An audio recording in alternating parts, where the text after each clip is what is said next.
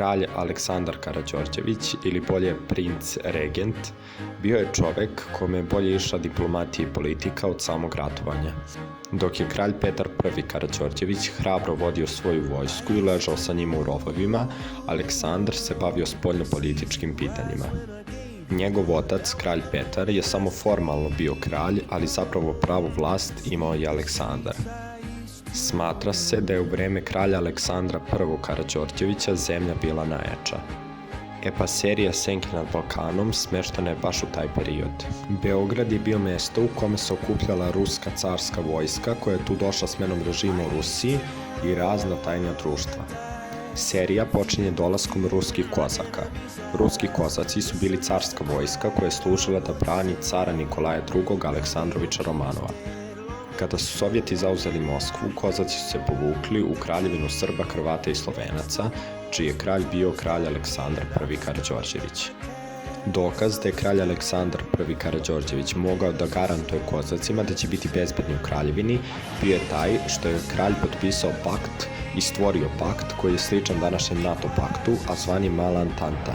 Po tom paktu, ako neko napadne jednu od zemalja koje su članice pakta, to je saveza, biva napadnut od strane svih tih zemalja. Pojavljuju se razna imena i jedan od njih je Petar Nikolajević Varangel, ili ti ga general Varangel. To je aktivni učesnik i vođa antiboljševičkog pokreta u ruskom građanskom ratu posle Oktobarske revolucije 1917. godine. Bio je poznat pod nadimkom Crni baron jer je najčešće nosio crnu kozačku uniformu. Mustafa Golubić bio je revolucionar, sovjetski obaveštajac i koordinator akcija Kominterne. Povezuje se sa Crnom rukom jer se u Solunu sprijateljio sa pukovnikom Dragutinom Dimitrijevićem Apisom i na Solunskom procesu pripadnicima organizacije Ujedinjenje ili smrt bio je svedok u korist Apisa. Ko ne zna, Dragutin Dimitrijević Apis izvršio je majski prevrat ubivši kralja Aleksandra Obrenovića. Izvestan broj crnorukaca postaju već 1. decembra 1918. godine zaklati neprijatelji kraljevine. Najznačajniji među njima je Mustafa Golubić. On se javno zakleo da će osvetiti ubistvo Apisa, Vulovića, Malobavića i drugih članova Crne ruke. Društvo Tule bilo je nemačko okultističko i političko tajno društvo osnovano u Minhenu 1918. godine.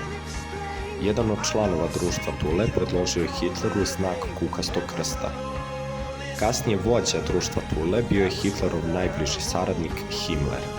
Kralj Aleksandar I Karađorđević ubijen je 9. oktobra 1934. godine u atentatu u Marselju tokom zvanične posete Francuskoj. Ubijeni su oni ministar spoljnih poslova Francuske Louis Barthou. Smatra se da su ubijeni zato što su se oni zalagali za zaustavljanje Hitlera.